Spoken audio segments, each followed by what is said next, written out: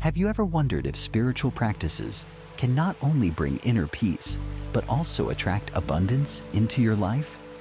It may sound unusual, but today you'll discover how Buddhist principles can help you increase your financial well-being. In this video, I will reveal secrets that are rarely discussed openly, and you'll see why inner calm can be stronger than any economic storm.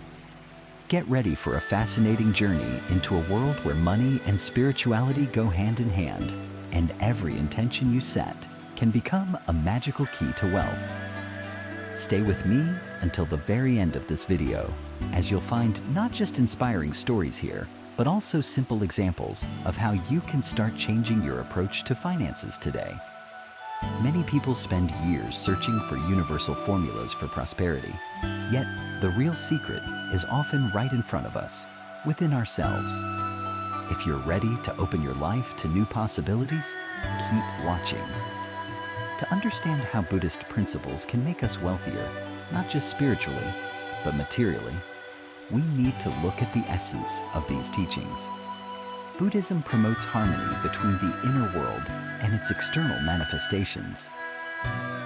When it comes to money, many people ask, is spirituality really compatible with financial success? In Buddhist tradition, there is no condemnation of material wealth. Rather, there is a call for balance. If we examine the history of Buddhist mentors, we'll see that some had wealthy patrons who were eager to donate funds to monasteries for charitable purposes. There is nothing wrong with that. Money is a resource we can use with good intentions. Buddhism does not advocate asceticism as the only path to enlightenment. It speaks of wisely managing what we have. The first principle I want to highlight is mindfulness.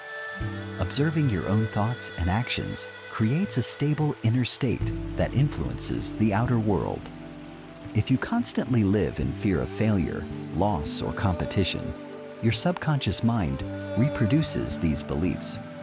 But once you shift to conscious perception, acknowledging negative thoughts as they arise, and replacing them with positive beliefs about success and prosperity, you begin to transform your reality. For example, you might notice recurring thoughts like, money is evil, or only special people can earn big money. In Buddhist mindfulness practice, you learn to recognize such thoughts, see their emptiness, and let them go without getting caught in a cycle of endless worry. Gradually, your mindset changes, and you start noticing new financial opportunities. The second important principle is gratitude. The Buddha taught us to value everything we have, whether it's large or small. When we feel grateful for every dollar or ruble earned, we form a positive connection with the flow of finances. It's not about begging money to come.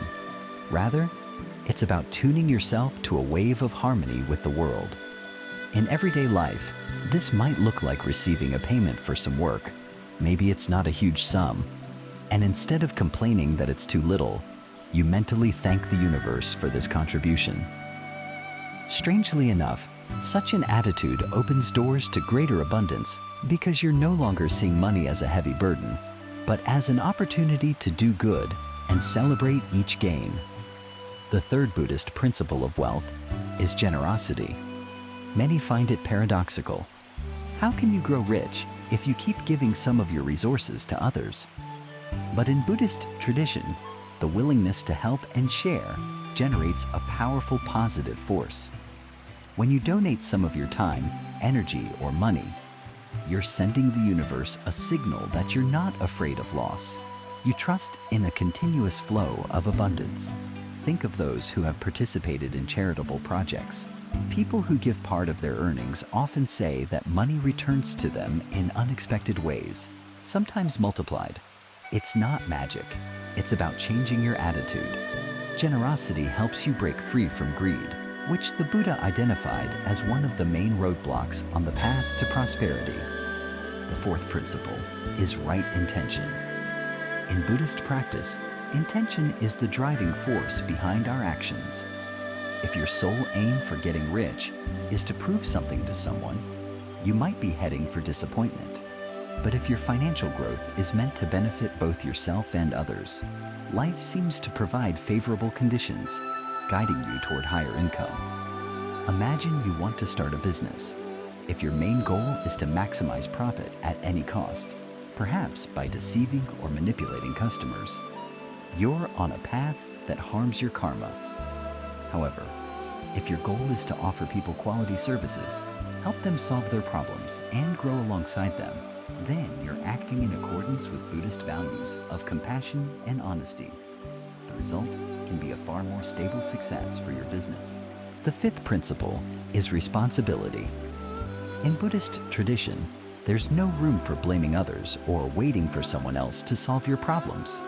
You take full responsibility for your actions, thoughts, and decisions. When it comes to money, this means if you have debts or financial difficulties, you don't complain about circumstances. You look for ways to resolve them, learning from your mistakes in the process. Once you accept responsibility, a path to personal growth opens up. You stop fearing mistakes, understanding that each one is a chance to learn and improve.